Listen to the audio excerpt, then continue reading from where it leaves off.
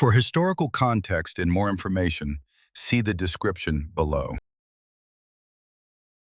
First verse of our first hymn this morning read, "When his salvation bringing to Zion Jesus came, the children all stood singing Hosanna to his name, nor did their zeal offend him, but as he rode along, he let them still attend him and smiled to hear their song."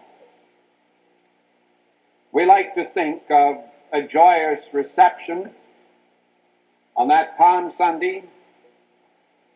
We like to think of the excitement that goes with a parade being a part of it all. And yet surely we know that if Jesus smiled to hear them sing, it was the smile of a man who was experiencing a good deal less than happiness. Steadfastly he had set his face to go to Jerusalem. Of course, he could have avoided it. One writer has said that if Jesus had avoided it, if he had refused to go to the cross, we would probably have in an encyclopedia of our modern day words such as these when we turn to Jesus of Nazareth, born of humble Jewish parentage.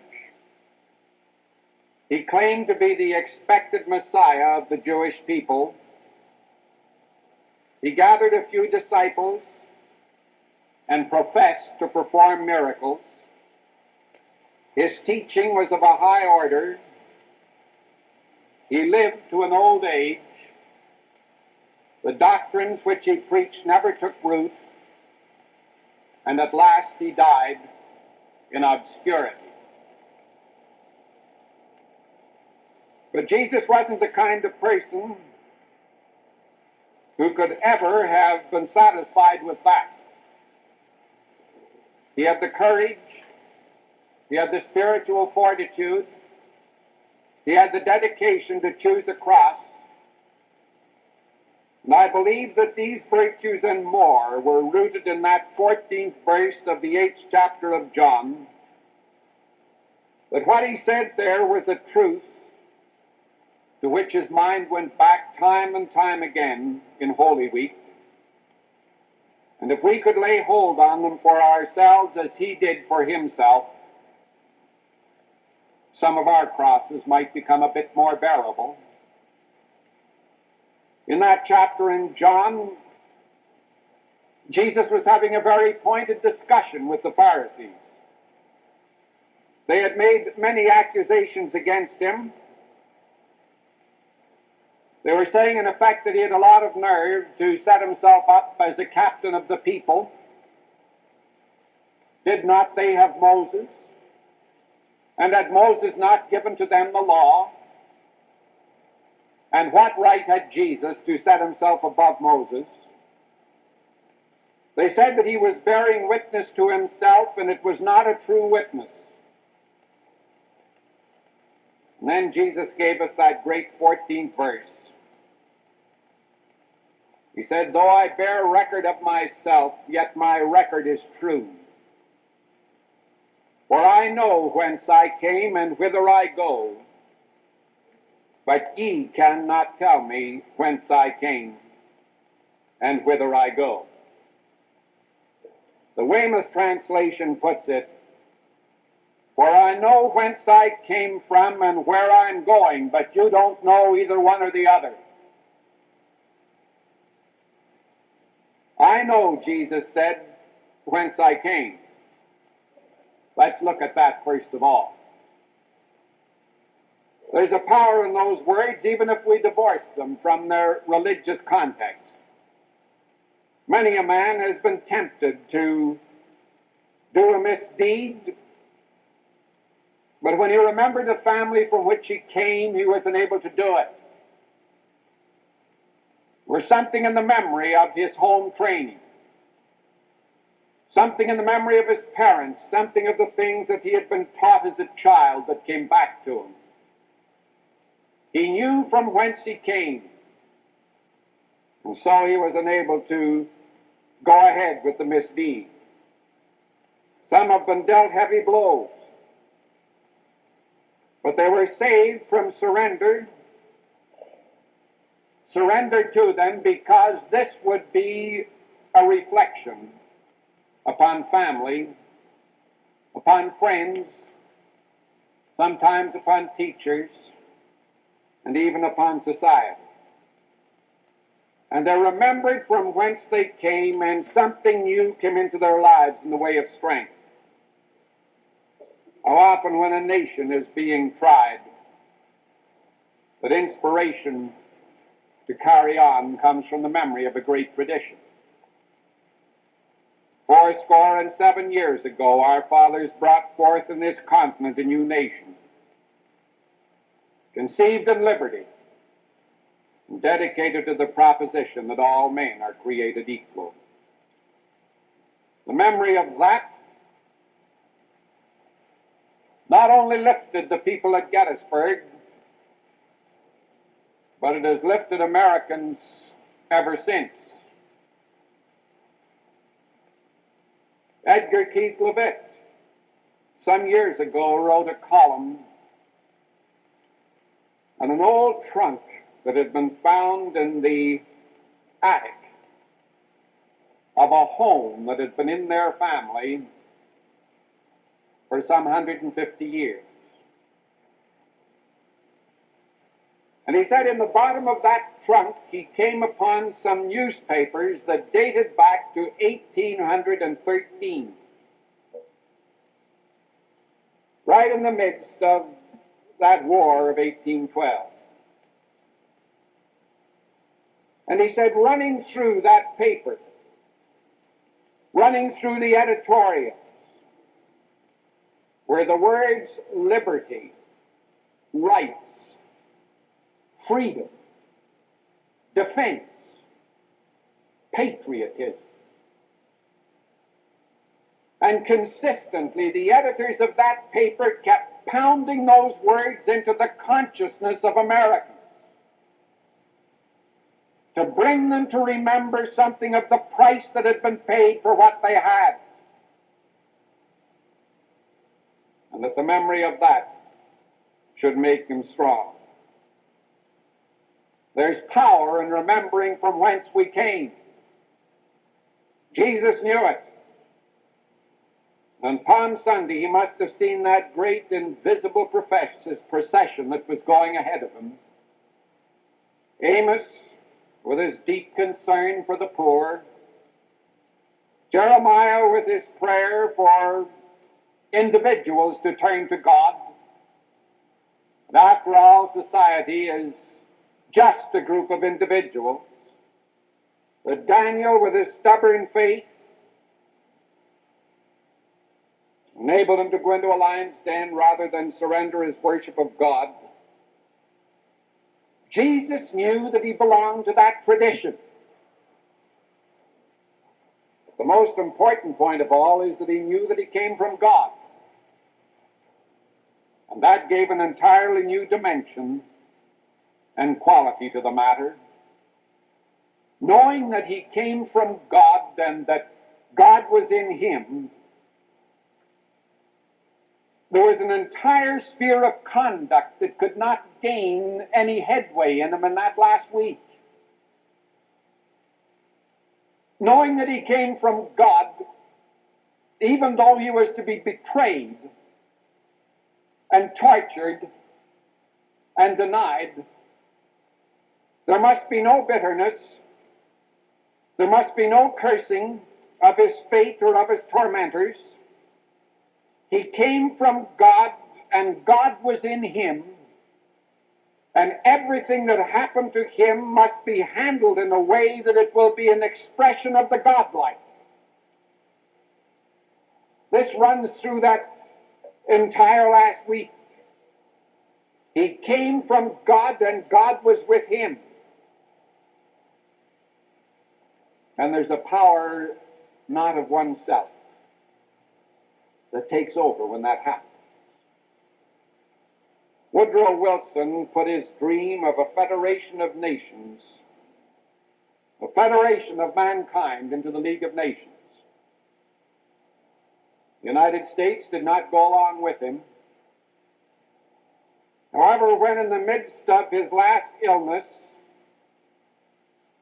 Ray Stannard Baker came to him and spoke with great pessimism about the future of the League, Wilson, even though he was a broken man, half rose on one elbow, and he said, "Don't worry, Baker. You can't stop God. There's a power that comes to one when he feels that he's meeting a matter with God." And Jesus went to Calvary in complete faith that the victory in the end would be with God. It's a great way to go to a cross. It's a great way to face any deep problem. Certain that this will be a victory for God. There's strength for the struggle in that.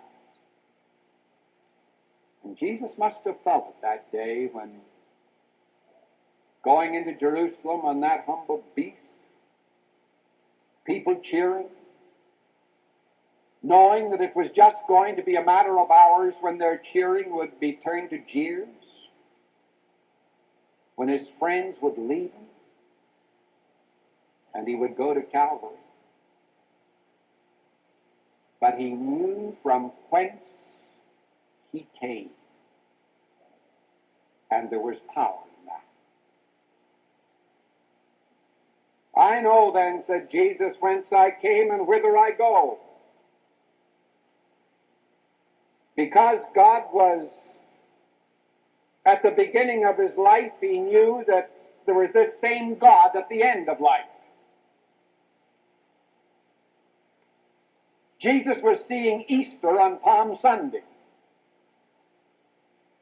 No one could tell him that in the final outcome of things he was no better than a bug. No one could tell him that the man who plants a tree and can appreciate its beauty is going to outlive that tree. No one could tell him that the man who could build a cathedral in which to worship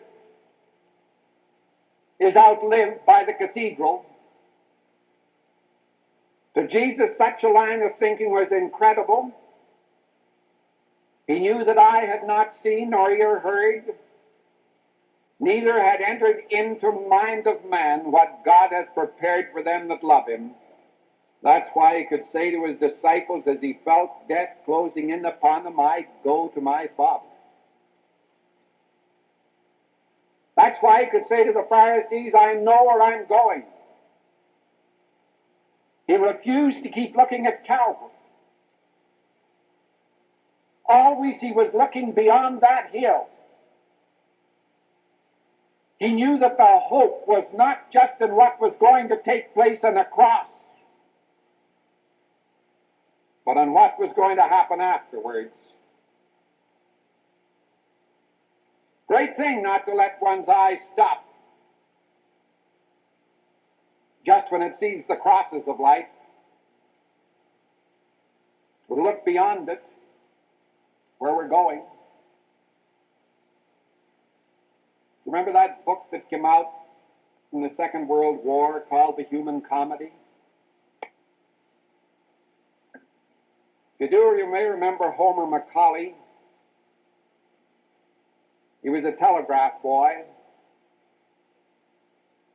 Coming home one night, all upset,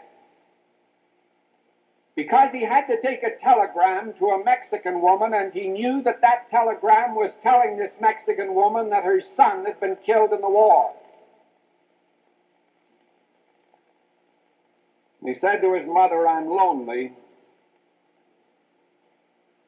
and I don't quite know what I'm lonely for."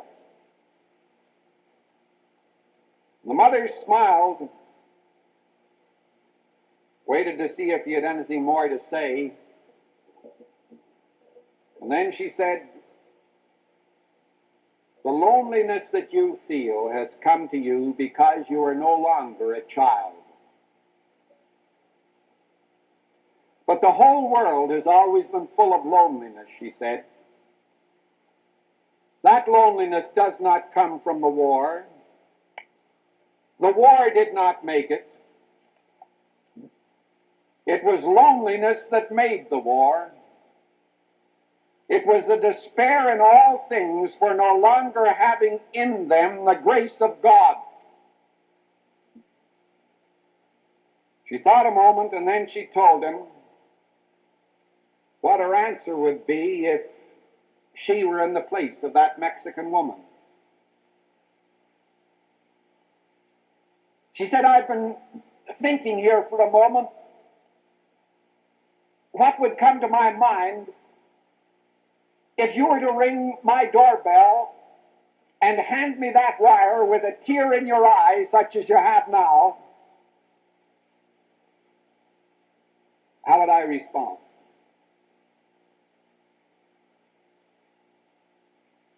She said, if a message came to me as to the Mexican woman tonight, I shall believe the words of it, but nothing more. And I shall not need to weep,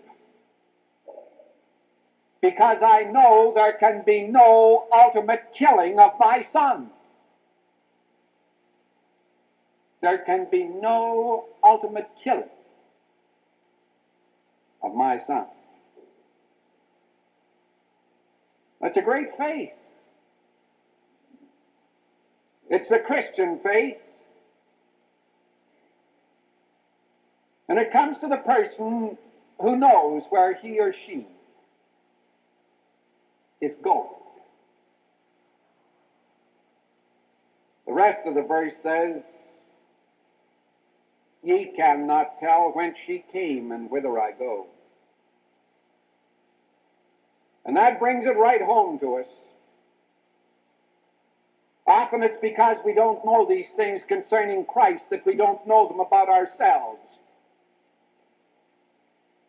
Often it's because we have not tried to think through Palm Sunday and Holy Week and Good Friday as it related to Christ, that we're so unprepared when our own crosses come to us. We've never really thought in terms of from whence he came and to whither he was going, and therefore we don't know one thing or the other. And we come into our griefs and we come into our troubles and we're lost and we're lonely.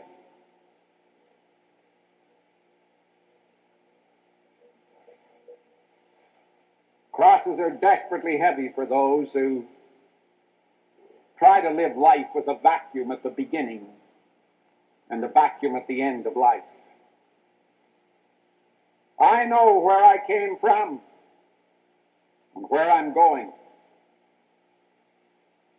but you know neither one nor the other. Think on that. And then there's one more question. It's suggested by the late Edward G. Spalding, the philosopher. He said there were only three main questions that every age must ask. Just three. The first is, from what source do we come?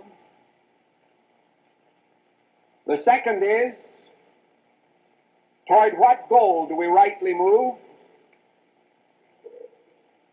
And the third is, why?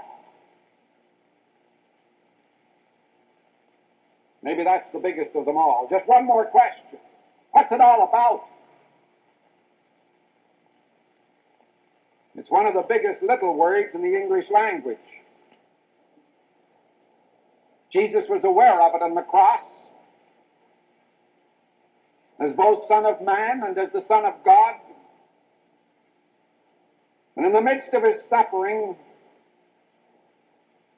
that which was human within him began to cry out.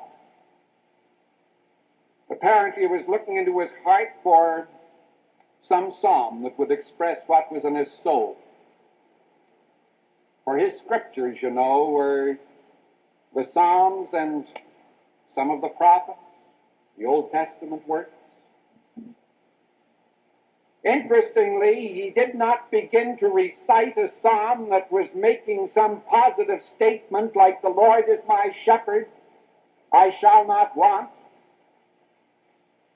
or "The Lord is my dwelling place."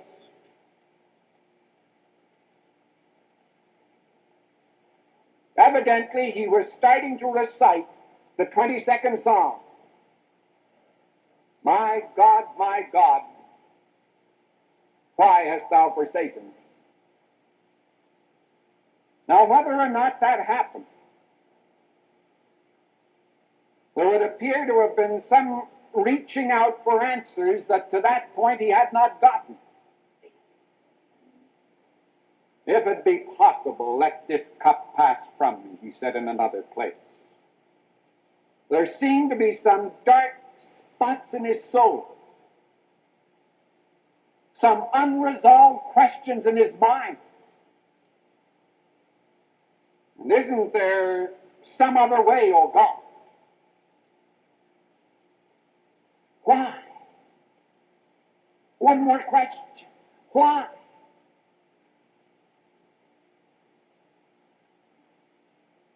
I'm sure that question came to Jesus time and again in his ministry, particularly in that last week. And isn't it significant that the suggestion of it is so strong right here at the end of his ministry? After all of his working with God, the question still isn't answered.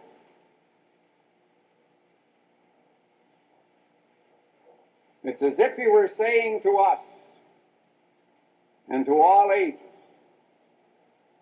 do not expect that you will ever come to the place in life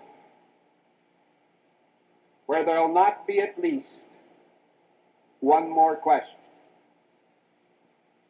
Don't think that you're ever going to come to the place in your faith where it's all resolved.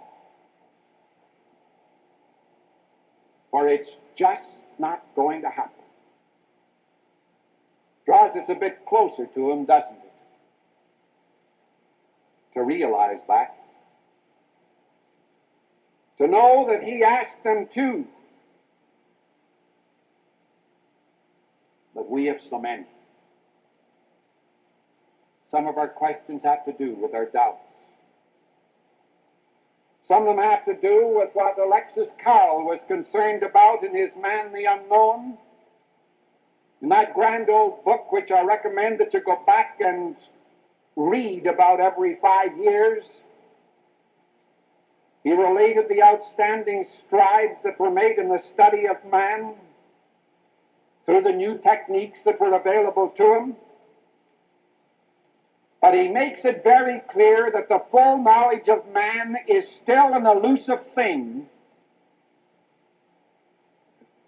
and there always is an unsolved mystery. It runs through his whole book. We have our questions about it all. Sometimes they're related to what a young communist dared to ask of his professor in Warsaw University. He said to his professor, "Please don't be angry with me, sir, but could you possibly explain the meaning of life? What we're here for?"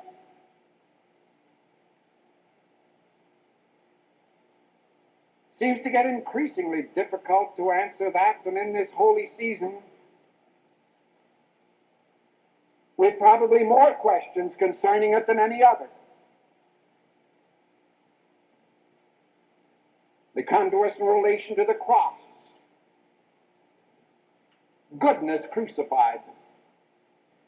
A young man, 33 years of age, taken out of the world just when he seemed to be getting started. This whole matter of the incarnation, this whole matter of God's presence in the cross, how can this thing be? The things that were allowed to happen there. And then Easter. One more question, please, sir, on that. Regardless how much we read about it or pray about it or hear sermons preached about it, there's always going to be a mystery about Easter. Always one more question. One wishes he could settle these matters once and for all in his own mind and in the minds of others, but it's not that simple. The best one can do is to make 2 or 3 suggestions for the handling of the matter. The first is to hold on to the things that we do believe in our faith. Ask this one more question with our feet firmly planted.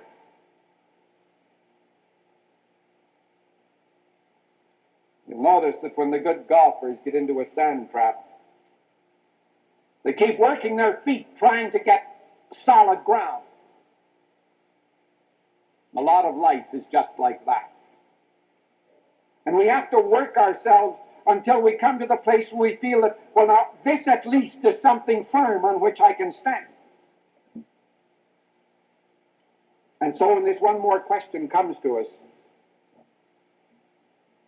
we try to get firm ground for the answering. Dr. Parkhurst had said, if you cannot address him as a known person, approach him as an unknown something. If we cannot feel him, be content to feel after him. If you cannot see him, look in the direction where you conjecture he may be. If you cannot fly, walk. If you cannot walk, creep. If you cannot creep, stand and wait. Trust the deepest meaning of your soul and live true to your best convictions. That's number one. Number two is to try to work out with God some answers inside the Christian fellowship and not outside. For it is true that where 2 or 3 are gathered together in his name, there is he in the midst of them. And sometimes there are answers that come to us where 2 or 3 are gathered together that we don't get when we're all by ourselves. That's number 2. And number 3, be courageous enough to take the leap of faith that there is one who has the answers.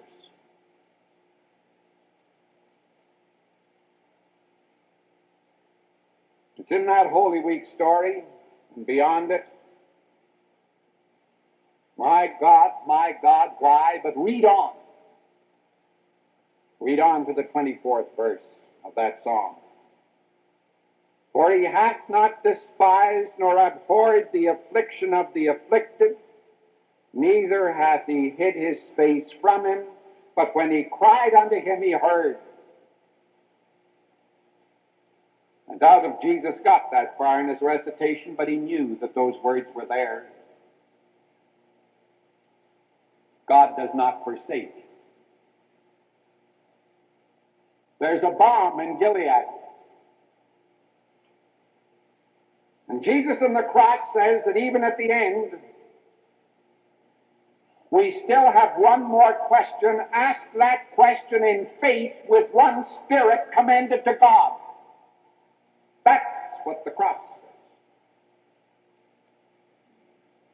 Let us not forget this. The faith by which he was able to face up to the last question grew out of the answers that he had found for the earlier ones and summed up in the words, for I know whence I came and whither I go. In the name of the Father, and of the Son, and of the Holy Spirit. Amen. Let us sing as our closing hymn, The The late General Eisenhower's favorite hymn, number 414, God of our Fathers.